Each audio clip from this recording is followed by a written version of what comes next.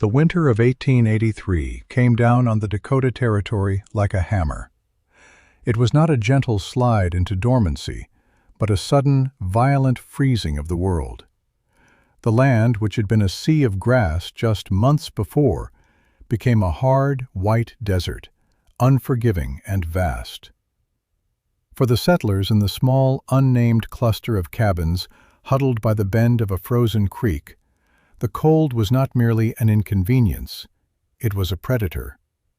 It stalked the edges of their small clearings, seeped through the stoutest log walls, and stole the breath from their lungs in the dead of night. The cold did not knock before it entered. It came in through the chinks in the walls, no matter how tightly they were packed with mud and moss.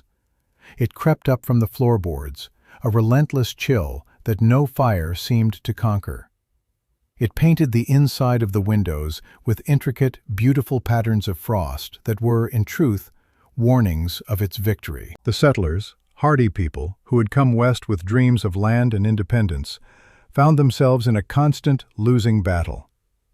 Their lives shrank to the space immediately surrounding their cast-iron stoves, a small circle of warmth in a universe of cold. The central conflict was simple and brutal: the fire against the frost. Every day was a testament to this war. The men spent their waking hours chopping wood, their axes ringing out in the brittle air, the sound quickly swallowed by the immense silence of the plains. The woodpiles, which had seemed mountainous in the autumn, dwindled with terrifying speed.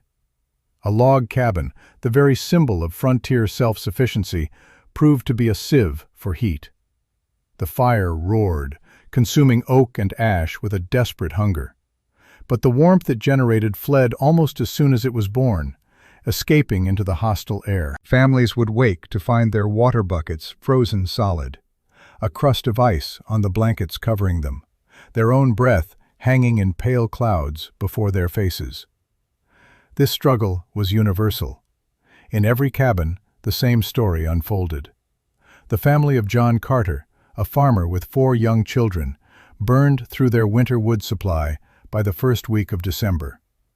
They had begun burning fence posts, the smell of creosote a bitter incense of their desperation. The wife of the settlement's only blacksmith suffered from a cough that grew worse with every passing day, the damp, frigid air in their cabin settling deep in her lungs. Even Silas, the most experienced builder in the settlement, a man whose hands were as calloused and reliable as old leather, felt the cold tightening its grip. He had built his own home, and a half-dozen others, with thick, hand-hewn logs, dovetailing the corners with a craftsman's precision. He had told everyone that a well-built cabin, properly chinked, could weather any storm. He was wrong. His own family huddled close to their stove, wrapped in every blanket they owned, while the wind outside shrieked like a banshee, mocking his skill. The old ways, the trusted methods they had brought with them from the gentler climates of the East, were failing them all. The land was teaching them a new, harsh lesson, and the tuition was survival itself. Among them lived a woman named Elara. She was a widow, a quiet figure who kept to herself, her presence in the community more felt than seen. She and her husband, a thoughtful engineer from the old country, had arrived the year before. He was a man who saw the world in lines and forces, in principles of heat and mass. His hands were more accustomed to a drafting pen than an axe, and he had filled a dozen leather-bound notebooks with precise drawings and calculations. He had spoken of building a house not of wood, but of earth and stone, a house that worked with the seasons instead of fighting them. He had died of a fever that spring, leaving Elara with their 7-year-old son, Thomas, and his collection of strange, beautiful notebooks. As summer faded and the other settlers rushed to finish their cabins, Elara did something that baffled them all. She did not fell a single tree for walls. Instead, she chose a small, sheltered spot on a gentle slope at the edge of the settlement and began to dig. With a shovel and a pickaxe, She excavated a rectangular pit, nearly 4 feet deep. She worked with a slow, steady rhythm that seemed out of place with the frantic energy of her neighbors. They were building up, racing against the sky. She was building down, sinking into the earth. Her actions were a quiet rejection of everything they understood about building a home on the prairie. The idea had come to her on a cold night in late autumn, as she sat poring over her husband's journals by candlelight. The pages were filled with sketches of ancient Roman villas and stone farmhouses from his homeland. He had been fascinated by a concept called a hypocaust, a system for heating a building from below. He believed the principle could be adapted for the harsh climate of the plains. It was a radical notion. Instead of a single, inefficient fire radiating heat into a drafty room, a small, slow-burning fire could be used to heat a massive stone floor, which would then gently and evenly warm the entire living space above it. The earth itself would provide insulation. It was a house designed to hold its warmth like a cupped hand holding a candle flame. When the men of the settlement saw the deep pit and the piles of fieldstone she was painstakingly gathering, they stopped to watch, leaning on their axes with expressions of pity and confusion. Silas, feeling a sense of responsibility as the community's de facto leader, approached her one afternoon. His shadow fell over her work as she carefully laid a foundation stone. "Elara," he said, his voice gentle but firm, "what is this? You can't build a house in a hole. The ground freezes 5 feet deep here.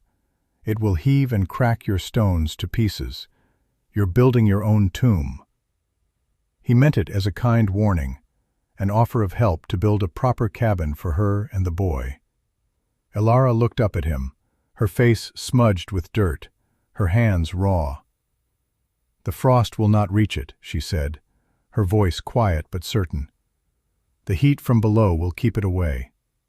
She pointed to a diagram in her husband's notebook, which lay open on a nearby rock, its pages weighted down against the wind. "The heat is in the mass." Silas squinted at the strange drawings of channels and vents. It looked like nonsense to him, the fanciful dream of an academic who had never survived a Dakota winter. He shook his head. "That is book learning, Elara. It has no place here. This land requires muscle and thick wood, not ink and theories." The other men who had gathered nearby chuckled. The word spread quickly. Elara's folly, they called it. The children, picking up on their parents' derision, taunted young Thomas, calling his future home a mud hole and a prairie dog burrow. The laughter was not overtly cruel, but it was dismissive, a collective shaking of heads at a foolishness they could not comprehend. It was the laughter of people who believed their way was the only way, because to believe otherwise was to admit that their own suffering might be a choice, not a fate. Elara did not argue or try to explain further. She simply nodded, turned back to her work, and picked up another stone. Her response was not defiance, but a quiet, unshakable faith in the principles her husband had taught her. She knew she was not building a tomb. She was building an ark. The mockery of her neighbors was just the sound of the wind. The coming cold was the flood. Day after day, through the shortening days of autumn, Elara worked alone. Her son Thomas helped in the small ways a child could, bringing her water, gathering smaller stones, and sitting quietly nearby, tracing the diagrams from his father's books in the dirt. Her labor was a slow, deliberate meditation. She was not merely building. She was translating her husband's vision from paper and ink into stone and clay. Each rock was chosen with care, fitted into place with a precision that bordered on reverence. She was not just laying a foundation, she was honoring a legacy. The physical toll was immense. She hauled heavy fieldstones from the creek bed on a makeshift wooden sled, her muscles screaming in protest. She mixed her own mortar from clay, sand, and water, kneading it with her bare hands until it was the perfect consistency. The most crucial part of the design was the network of subterranean channels. She dug a deep firebox into the hillside, just outside the footprint of the main structure. From this firebox, a main flue, lined with flat stones, ran under the center of the cabin. This central channel then branched out into a dozen smaller, carefully graded passages, like the veins of a leaf. The entire network had to be sloped perfectly, so that the hot air and smoke would be drawn naturally through the system before exiting a low, squat chimney on the opposite side of the cabin. It was a puzzle of physics and geometry, and she solved it with painstaking patience. While Ilara toiled in her pit, the sounds of hammering and sawing filled the air around her. The last of the season's cabins were going up, built in the traditional, hurried way. Silas was putting the finishing touches on a home for a newly arrived family, the logs fitting together with his signature neatness. They finished the entire structure in 3 weeks. Men would walk by Ilara's slow, strange project, shake their heads, and return to their own familiar tasks, splitting wood, patching chinking, banking the foundations of their own inadequate shelters with dirt and straw. They saw her solitary, silent effort not as diligence, but as a kind of madness. She was a woman alone, wasting her precious time on a fantasy, while the very real threat of winter gathered on the horizon like a dark army. Her isolation was complete. She was a quiet island of methodical innovation in a sea of anxious tradition. The heart of her innovation lay hidden, buried beneath the ground. Over the network of stone channels, she laid a floor of massive, flat flagstones, each one laboriously levered into place. The gaps were sealed with her clay mortar until the surface was smooth and solid. This floor was the engine of the house. It was designed to absorb the heat from the flue system, becoming a single, monolithic radiator. The walls of her cabin were not the towering logs of her neighbors. They rose only 4 feet above ground level. They were thick, nearly 2 feet wide, constructed of packed earth and sod, with a stone core. The roof was low-pitched and covered in a thick layer of sod as well, designed to be buried and insulated by the winter snows. The windows were small and few, and she had painstakingly crafted heavy wooden shutters for them. The entire structure was designed to be semi-subterranean, using the constant temperature of the earth as a shield. It was less a house built upon the land and more a house built into it. By the time the first snows fell in early November, her neighbors were settled in their cabins, their chimneys pluming smoke into the gray sky. They looked over at Ilara's project, a low mound of earth with a roof barely visible, and felt a surge of pity. She had finished just in time. But what had she finished? A hovel? A burrow? A place unfit for human habitation. They braced for the winter they knew, the one of drafts and constant fires. Ilara, meanwhile, lit the first fire in her external firebox. It was a small, modest fire of seasoned hardwood. She watched as the smoke was drawn cleanly into the flue, disappearing under the house. She went inside, closed the heavy plank door, and waited. For hours, nothing seemed to happen. The air remained cold. Thomas huddled beside her, wrapped in a blanket. Then, slowly, almost imperceptibly, a change began. It started not as a wave of heat, but as a subtle lessening of the chill in the air. She placed her hand on the stone floor. It was no longer cold to the touch. It was just not cold. And as the hours passed, a deep, resonant warmth began to rise from the stones, a warmth that felt as ancient and steady as the earth itself. It worked.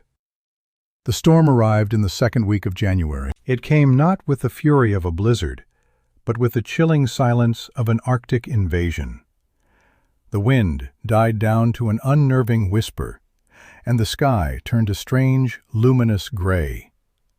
Then the temperature began to fall. It did not drop, it plummeted, as if the bottom had fallen out of the world.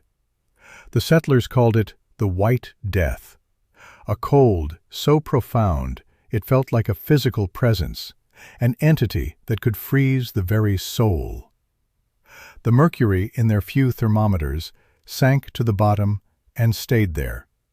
It was 40 degrees below zero, then 50, and then the thermometers froze and shattered. The cold was a relentless siege. It found every weakness in the settlers' defenses. The carefully packed chinking between the logs of their cabins froze solid and contracted, opening up 1,000 tiny cracks for the cold to pour through like a river. The nails in the floorboards groaned and popped, pulled from the wood by the intense frost. Inside the cabins, the world was shrinking. The warmth from the stoves, which now burned day and night with a frantic intensity, could not push the cold back. It created a small, besieged pocket of heat, while just a few feet away, the temperature was well below freezing.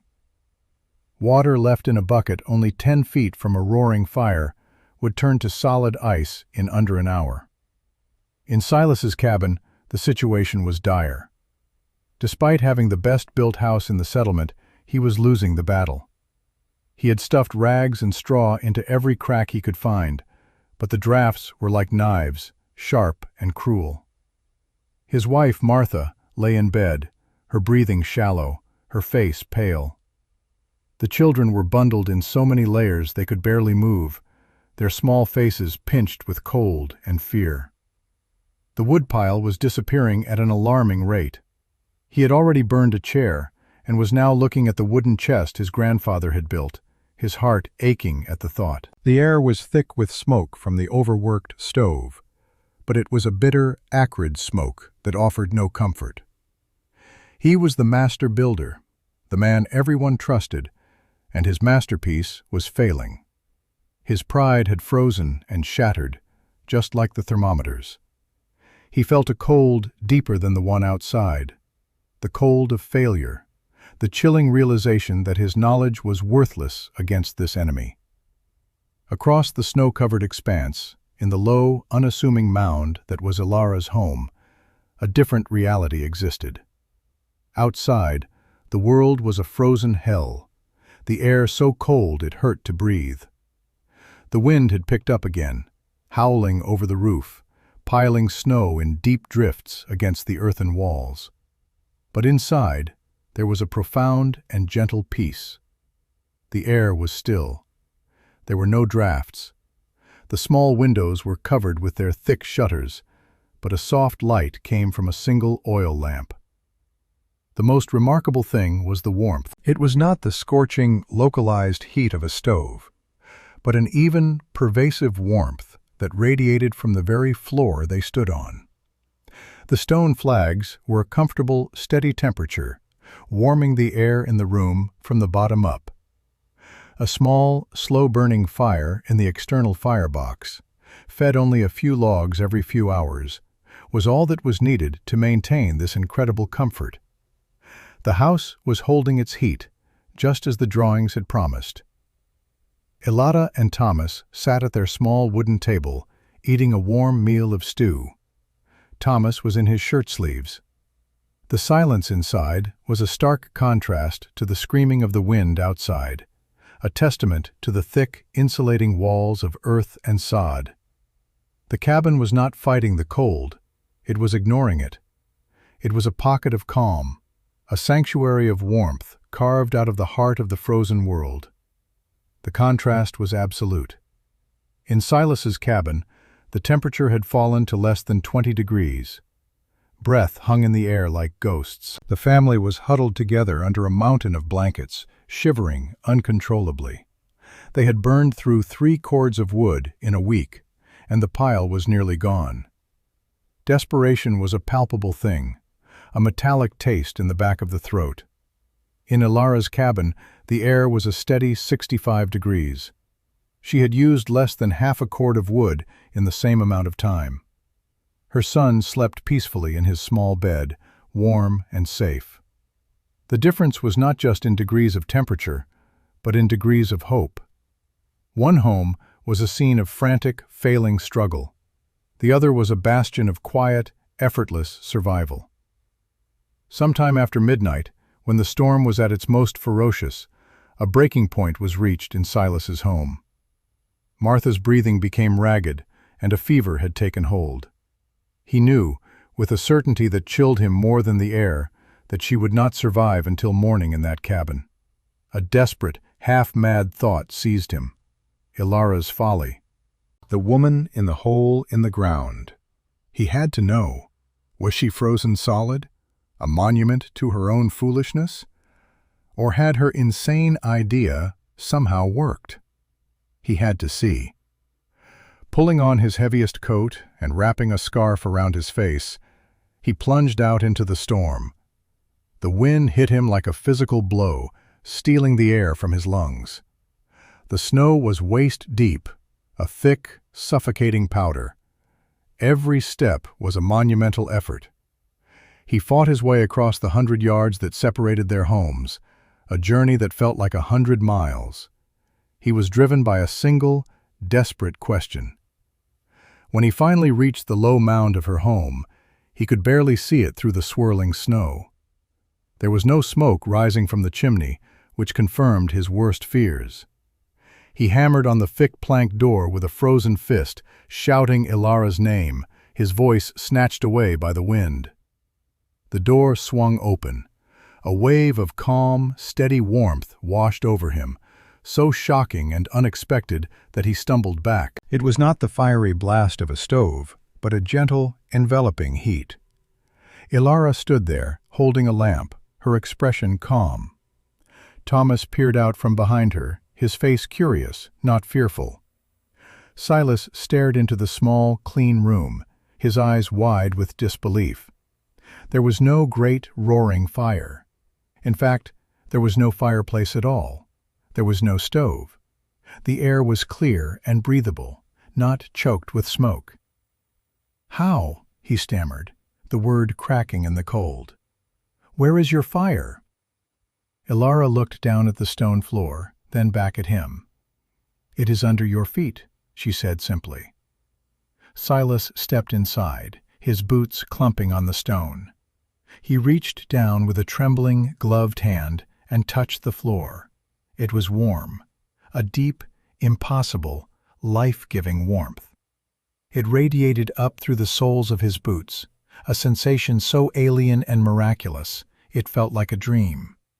In that moment, everything he thought he knew about building, about survival, about wisdom, collapsed into dust. He, the master builder, stood freezing in a failing house of his own design. This woman, the quiet widow they had all mocked, stood in a warm, safe home built from rocks and dirt and a dead man's drawings. There was no arrogance in her eyes, no hint of, "I told you so." There was only a quiet, compassionate intelligence. She saw the desperation on his face, the frost clinging to his beard. "Your family is cold," she stated, not as a question, but as a fact. "Bring them here." He could only nod, his throat too tight to speak. He turned and plunged back into the storm, but this time he was not driven by a desperate question. He was guided by a miraculous answer. He was wrong. He had been so profoundly, arrogantly wrong. And in her quiet triumph, Ilara had not only saved herself and her son, she had offered salvation to them all.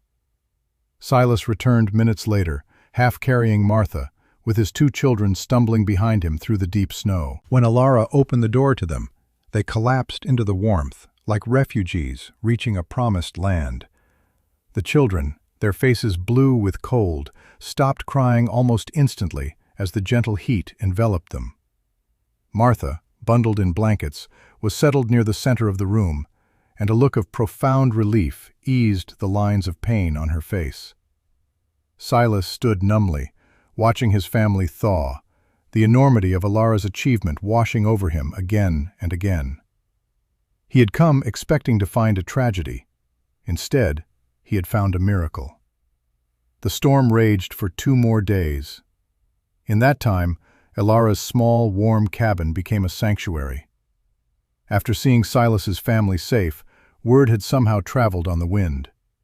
The next to arrive was John Carter, his face a mask of despair. His wood was gone. His children were sick. Ilara took them in without a word of hesitation. Her small home was soon filled with the families of her neighbors, the very people who had laughed at her. They sat on the warm stone floor, their bodies pressed close together, a small, huddled pocket of humanity, saved from the icy grasp of the White Death. They spoke in hushed tones, their gazes constantly drifting around the simple, miraculous room. They watched as Ilara calmly went about her routine, adding a few logs to the firebox outside every few hours, serving what little food she had. Her quiet competence was more powerful than any sermon. The derisive nickname, Ilara's Folly, died on their lips, replaced by a silent, humbling awe. When the storm finally broke and the sun emerged, casting a brilliant, blinding light on the transformed landscape, the people slowly returned to their own frozen homes. The immediate crisis was over, but the lesson had been seared into their collective memory. The following day, as the settlement began to dig itself out, Silas returned to Ilara's cabin. He did not come with thanks, though his gratitude was a palpable thing. He came as a student. He found her outside, calmly clearing a path. He stood before her, his hat in his hands, a man stripped of his pride and remade by humility. "I was wrong," he said, his voice clear and steady. "Everything I thought I knew was wrong. You were right." He paused, meeting her gaze directly. "Teach me," he said. "Please, teach us all." He brought her husband's leather-bound notebooks, handling them with a new reverence. Ilara, who had never thought of herself as a teacher, found the words to explain the principles her husband had so painstakingly documented. She did not use the technical language of an engineer. She spoke in the simple, practical terms of the earth. She drew diagrams in the snow with a stick, showing them the way the hot air needed to flow, like a river beneath the floor. She explained that the stone floor was a battery for heat, storing it up and releasing it slowly. She described how the thick earthen walls held that heat in, preventing it from escaping. Knowledge, once mocked, was now received as gospel. She shared everything freely, holding nothing back. She sought no credit, no payment, no position of authority. Her reward was the quiet satisfaction of seeing understanding dawn in the eyes of her neighbors. Her husband's legacy was not just in the notebooks, but in the survival of the community he had never had the chance to fully join. The quiet innovator, once an object of ridicule, had become the keeper of their future. The spring that followed was not just a season of thaw, it was a season of transformation. The brutal winter had been a crucible, melting away the rigid pride and blind tradition of the community, leaving behind a new spirit of humility and cooperation. The first green shoots pushing through the soil were mirrored by the new ideas taking root in the minds of the settlers. There was no talk of simply repairing the old cabins. They knew now that patching the cracks was not enough. They had to rebuild from the foundation up. Under Ilara's quiet guidance and Silas's newly humbled leadership, the settlement began a collective project of reconstruction.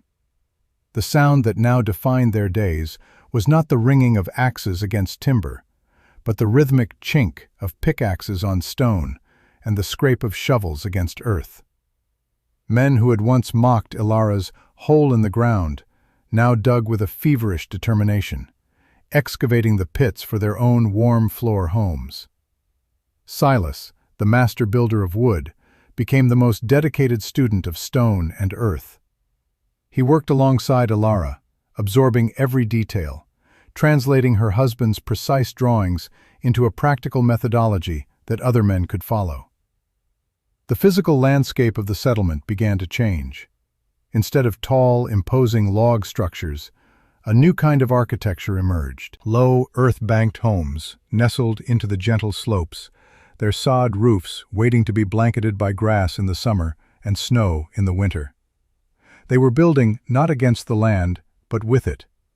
The community, once a collection of individual families fighting their own separate battles for survival, was now united in a common purpose. They shared labor, shared resources, and shared knowledge. The children, who had once taunted Thomas, now played together in the newly dug foundations, their games echoing the cooperative spirit of their parents. Ilara's folly had become the blueprint for their entire community. The story of the settlement that survived the White Death began to travel. A government surveyor, passing through that summer, was astonished to find not a collection of grim, weathered survivors, but a thriving community building strange and wonderful houses.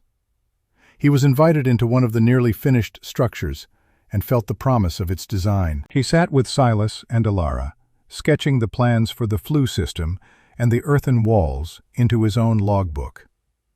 He took the story with him, and the idea began to spread. Tales of the warm floor cabins of the Dakota Territory trickled out to other fledgling settlements across the plains. Letters sent back east described the miraculous houses that stayed warm all winter with only a handful of wood. Land agents and promoters, always looking for an edge to attract new settlers, began to include descriptions of this new building method in their pamphlets. The innovation, born of one man's intellect and one woman's quiet determination, began a silent revolution in frontier architecture. It was an idea perfectly suited to a land of harsh winters and scarce timber. It spread not through grand pronouncements or official decrees, but from one builder to another, one family to another. A practical wisdom passed along like a well-loved tool. Years passed. The small settlement by the creek grew into a prosperous town. The winters were no less severe. The Arctic winds still howled across the plains, and the snows still fell deep and white. But the cold was no longer a predator. It was simply a season. The families in their warm, efficient homes no longer feared it. The town became known for its resilience, a place where people knew how to live in harmony with the harsh beauty of the land. Ilara remained a quiet, respected figure in the community she had saved. She never sought recognition and seemed almost uncomfortable with the reverence she was given. Her husband's notebooks became a treasured town artifact, their pages worn thin from years of study. Her legacy was not written in statues or plaques, but in the very stones of the homes that kept the children of the town warm and safe. It was a living legacy, present in the gentle heat rising from every floor, in every cord of wood that was not needed, in every winter night passed in peace instead of fear. The story of Ilara's folly taught them a lesson that was passed down through generations, becoming a foundational myth of their community. It was a story about the profound strength found in quiet observation and patient work. It was a lesson in the danger of pride and the wisdom of humility, the courage to admit that the old ways are not always the best ways, and that sometimes the most revolutionary ideas come from the most unexpected places.